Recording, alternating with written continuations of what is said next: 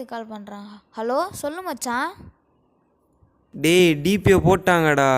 என்னது டிபியை போட்டானுங்களா? யாரா போட்டவனுங்க? சரி அவன் ஃபோட்டோ அனுப்புடா, எவன் பார்க்கலாம்.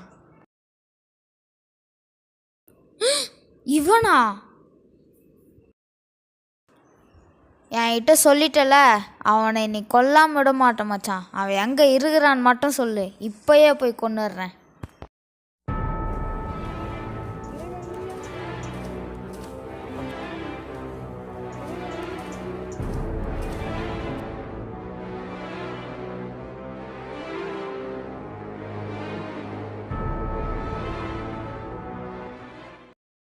உனக்கு 2 நிமிஷம் டைம் தரேன். முடிஞ்சா என்னை கொன்னுட்டு உன்னை காப்பாத்திக்க.